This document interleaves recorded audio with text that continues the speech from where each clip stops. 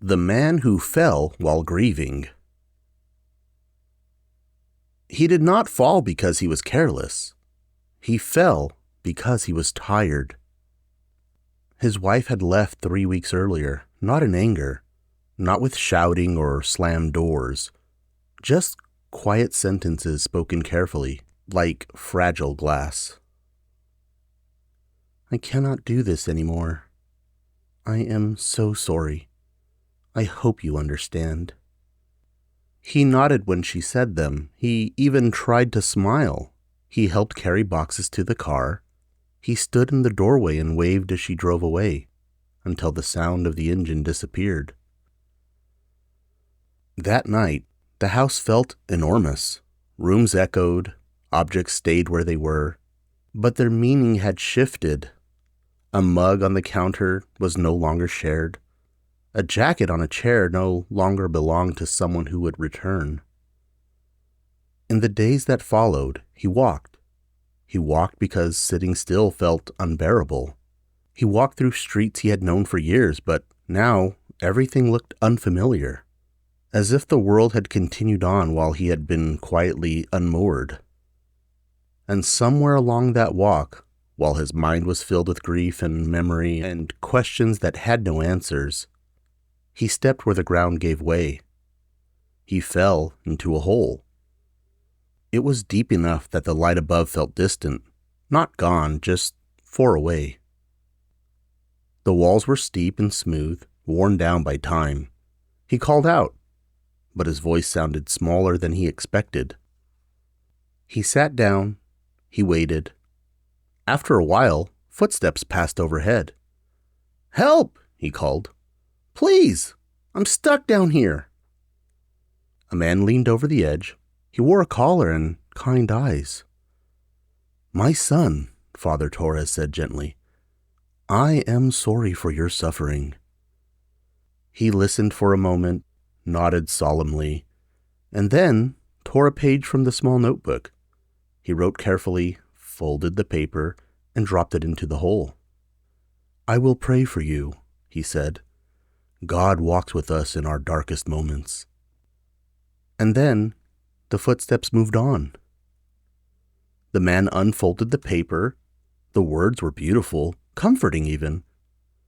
He folded it back up and put it in his pocket. The hole was still a hole. Time passed again. It was hard to tell how much. And then another set of footsteps. "Help!" the man called. "I can't get out."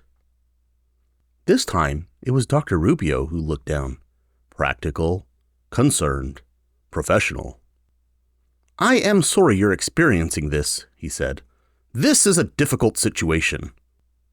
He wrote something quickly, tore off the paper, and dropped it into the hole. "Follow these instructions," he said. "They will help you with the symptoms." And then he was gone. The man read the paper. It made sense. It was logical.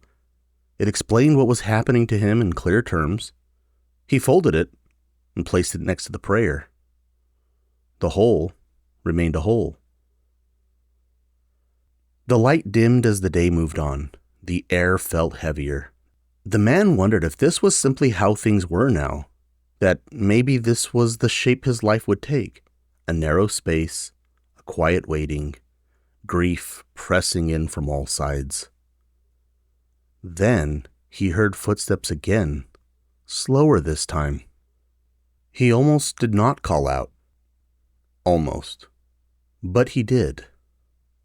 "Help!" he said. "Please!" A figure appeared at the edge of the hole, not in a rush, not alarmed, just present. The man looked down at him and then, without hesitation, climbed in. He slid down the wall and landed beside him. The man stared in disbelief. "Why would you do that?" he said. "Now we're both stuck down here." The man sat down on the ground. Let the silence breathe for a moment. "I know," he said quietly. "That is what this feels like." The man's voice trembled.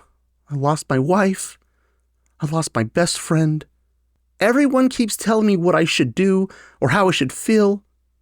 But I'm here, and it's dark, and it's lonely, and I don't know how to climb out." The man beside him nodded. "I know," he said. "I've been here, in this very hole."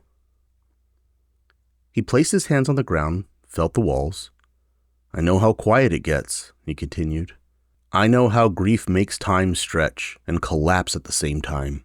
I know how divorce is not just the end of a marriage, but the death of a shared life, of inside jokes, of plans that never get to exist." The man looked at him. "You do not just grieve the person who left. You grieve the version of yourself that believed it would always be this way."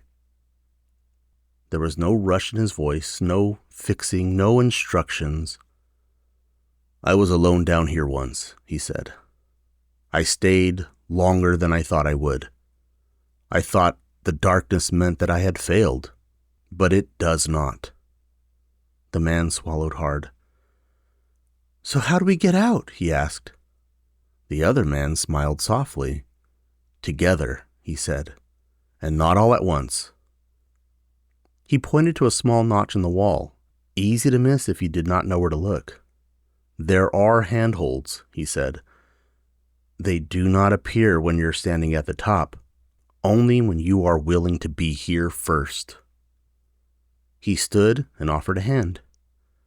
"This grief will not disappear overnight," he said, "but it will loosen, and one day you will stand in the light again, not as the man you were before, but as someone who knows he survived the dark."